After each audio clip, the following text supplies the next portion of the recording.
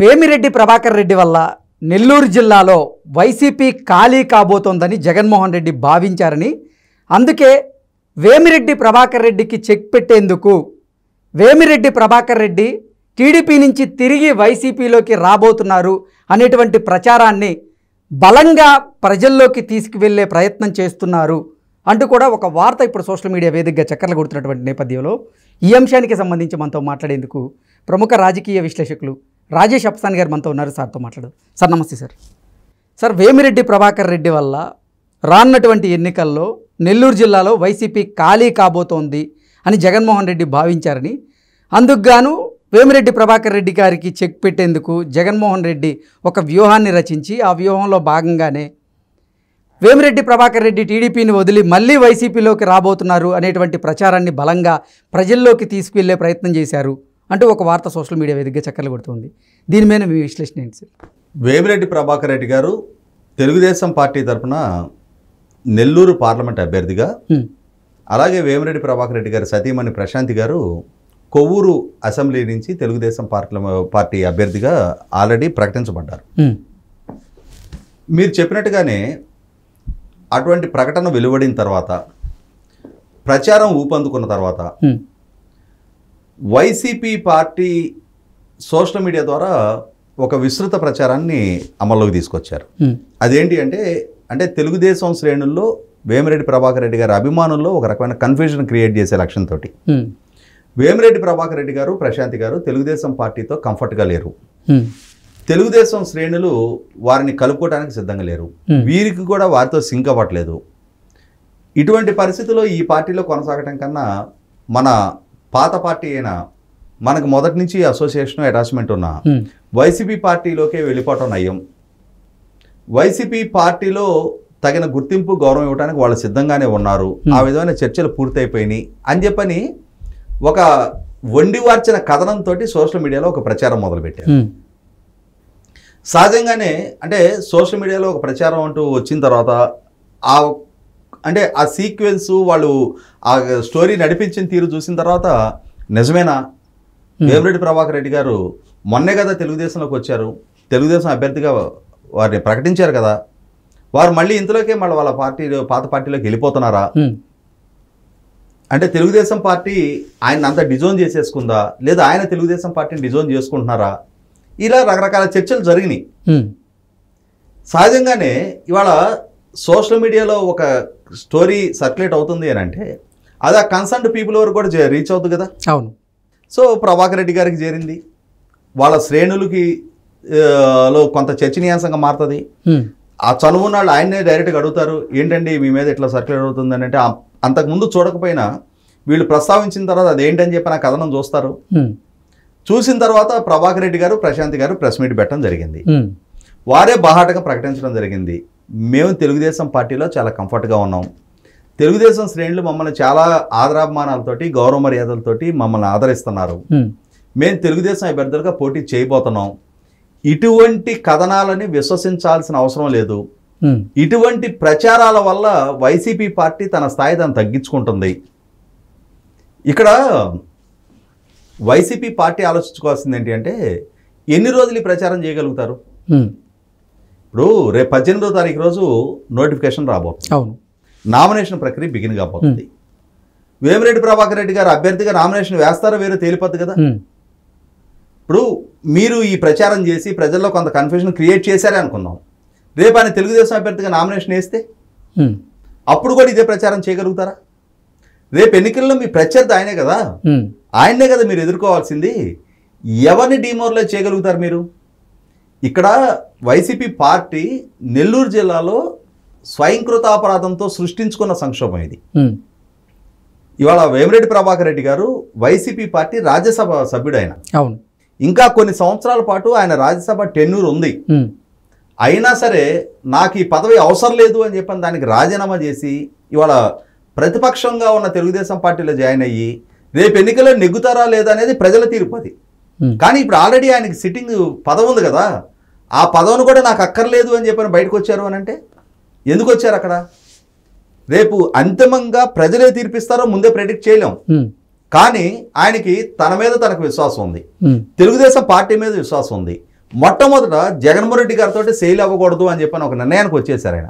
ఎందుకు వచ్చారు అంటే ఎందుకు జగన్మోహన్ రెడ్డి గారితో అంత అటాచ్డ్గా ఉన్న నాయకుడు ఇప్పుడు ఎందుకు సడన్ గా డిటాచ్ అయ్యారు? జగన్మోహన్ రెడ్డి వైఖరి కదా. అంటే ఇక్కడ ప్రతి వ్యక్తికి ఆత్మగౌరవం అనేది ఒకటి ఉంటుంది. అన్ని సందర్భాల్లో పదవులు హోదాలు ఇవే కాదు. ఒక వ్యక్తిగా వేమిరెడ్డి ప్రభాకర్ రెడ్డి గారు ఇది నా ఆత్మగౌరవ సమస్య, నేను అవమానపడ్డా, నాకు ఇచ్చిన మాట తప్పారు, నన్ను వంచారు అన్న అభిప్రాయం ఆయనలో ఏర్పడింది.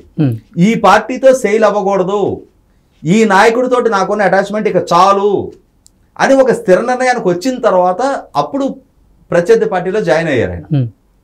ఇవాళ ఆయన ఏం చిన్న చితక వ్యక్తి కాదు కదా, ఆల్రెడీ సిట్టింగ్ రాజ్యసభ సభ్యుడు. ఆయన పదవిని త్యజించి ఆయన బయటకు వచ్చి ప్రత్యర్థి పార్టీ తరఫున పోటీ చేయడానికి సిద్ధపడ్డారు అని అంటే ఆత్మగౌరవ సమస్య. అక్కడ ఆత్మాభిమానం దెబ్బతిన్నప్పుడు కఠినమైన నిర్ణయాలు తీసుకుంటారు. ఆ కఠినమైన నిర్ణయాల్లో భాగంగానే ఆయన తెలుగుదేశం పార్టీలో జాయిన్ కావడం, ఆ పార్టీ అభ్యర్థిగా పోటీ చేయడం జరుగుతుంది. అటువంటి పరిస్థితులు సృష్టించిన జగన్మోహన్ రెడ్డి గారికి పట్ల ఇంతలోకే మళ్ళీ ప్యాచప్ అయిపోయి మళ్ళీ ఈ పార్టీ కాదని ఆ పార్టీలో జాయిన్ కావడానికి అది ఆయన వ్యక్తిగత క్రెడిబిలిటీకి సంబంధించిన అంశం కదా. ఆ జిల్లాలో అంతటి ఆదరాభిమానాలు కలిగిన నాయకుడు ఇవాళ నిన్నొక పార్టీ ఈరోజు ఒక పార్టీ అని చెప్పని ఈ జంపింగ్ జపాంకులాగా ఉంటే ప్రజలు విశ్వసిస్తారా? ఆయన శ్రేణులు ఆయన అనుసరిస్తాయా? ఇవాళ తన శ్రేణులకి ఏం సమాధానం చెప్తారు ఆయన?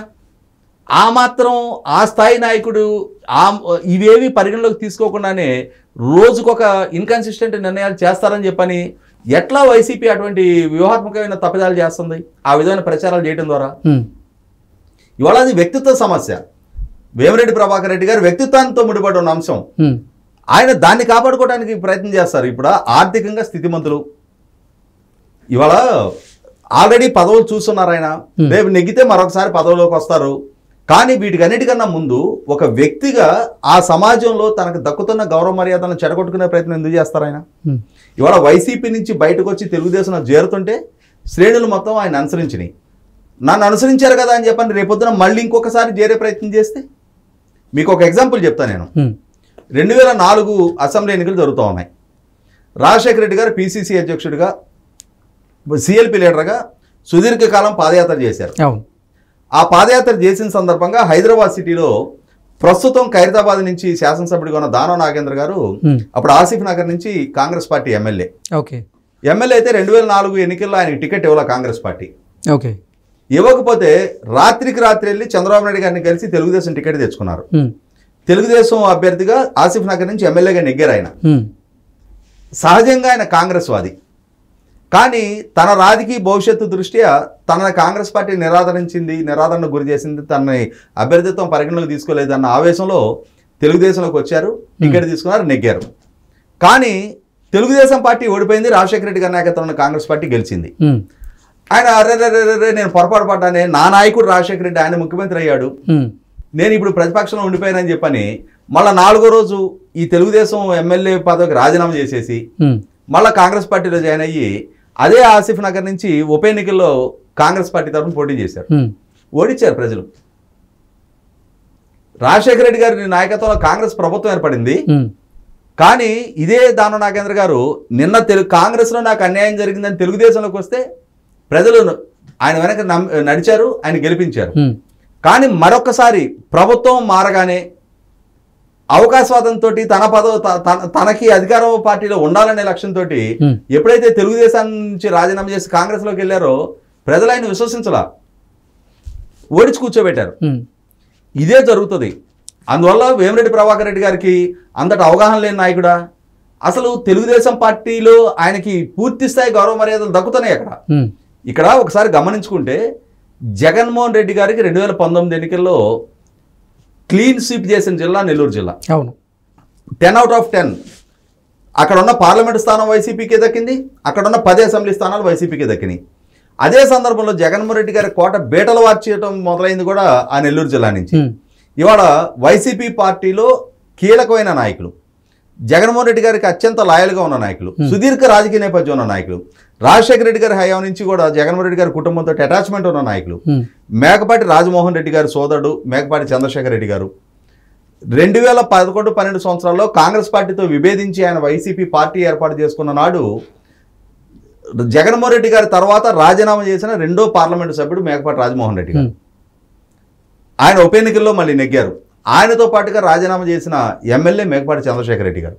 అంటే జగన్మోహన్ రెడ్డి గారి కోసం అధికారంలో ఉన్న కాంగ్రెస్ పార్టీతో విభేదించి బయటకు వచ్చి తన ఎమ్మెల్యే పదవికి రాజీనామా చేసి ఆయన వెనక నడిచే నాయకుడు మేకపాటి చంద్రశేఖర్ రెడ్డి గారు. అటువంటి ఆయన వాళ్ళు దూరం అయ్యారు. కోటమిరెడ్డి శ్రీధర్ రెడ్డి గారు రాజశేఖర రెడ్డి గారి హయాం నుంచి ఆ కుటుంబానికి అత్యంత సన్నిహిత అనుయాయిగా ఉన్న ఆయన ఒక పార్టీ నుంచి దూరం అయ్యారు. ఆనం రామనారాయణ రెడ్డి గారు 1989 ఎన్టీ రామారావు గారి క్యాబినెట్లో మినిస్టర్గా పనిచేసిన ఆయన. సుదీర్ఘ రాజకీయ నేపథ్యం ఉండి 3 తరాలుగా నెల్లూరు జిల్లాలో బలమైన వర్గ రాజకీయం నడిపిన కుటుంబానికి సంబంధించిన ఆయన. అటువంటి ఆయన వాళ్ళ వైసీపీ నుంచి దూరం అయ్యారు. ఈ పరిస్థితులు జగన్మోహన్ రెడ్డి గారు స్వయంగా సృష్టించుకున్న పరిస్థితులు. ఇటువంటి నేపథ్యంలో వీళ్ళకు తోడుగా వేమిరెడ్డి ప్రభాకర్ రెడ్డి గారు. అక్కడ అనిల్ కుమార్ యాదవ్కి అత్యంత సన్నిహిత బంధువు Nellore municipal corporation deputy mayor Roop Kumar Yadav. ఇటువంటి వాళ్ళందరూ కూడా రాజీనామా చేసి బయటకు వెళ్ళారు అని అంటే ఆ పరిస్థితులు సృష్టించుకుంది జగన్మోహన్ రెడ్డి గారు. ఆయన నా బొమ్మ నేను సర్వం సహా నా వల్ల వీళ్ళందరూ నెగ్గారు అనుకున్న దగ్గర నుంచి ఇవాళ పలానా వాళ్ళ వల్ల జిల్లా దెబ్బతింటుంది అనే అభిప్రాయానికి వచ్చేసారు అని అంటే వాళ్ళని ఆయన మొదట్లో పరిగణలోకి తీసుకోవాలా, వాళ్ళకి ఇవ్వాల్సిన గౌరవం ఇవ్వాలా, వాళ్ళ ఆత్మవిశ్వాసాన్ని దెబ్బతీశారు, వాళ్ళ ఆత్మాభిమానాన్ని దెబ్బతీశారు, వాళ్ళ ఆత్మ గౌరవాన్ని దెబ్బతీశారు. ఇటువంటి పరిస్థితుల్లో జగన్మోహన్ రెడ్డి గారితో విభేదించి బయటికి వెళ్ళినాక వాళ్ళకి ఒక ఇండివిజువాలిటీ ఉంటుంది, వాళ్ళకి ఒక సెల్ఫ్ రెస్పెక్ట్ ఉంటుంది, దాన్ని కాపాడుకోవడానికి ప్రయారిటీ ఇస్తారు. ఇటువంటి నేపథ్యంలో ఈ చిల్లర మల్లర ప్రయత్నాలు ఎన్ని ప్రచారాలు మొదలుపెట్టినా కూడా వీటిని పరిగణలో తీసుకోవడానికి నెల్లూరు జిల్లా ప్రజలు సిద్ధంగా లేరు. వేమిరెడ్డి ప్రభాకర్ రెడ్డి గారు, ప్రశాంతి గారు తెలుగుదేశం అభ్యర్థులుగా పోటీ చేయబోతున్నారు. జగన్మోహన్ రెడ్డి గారి అభ్యర్థిని ఓడించబోతున్నారు. Okay sir, thank you so much.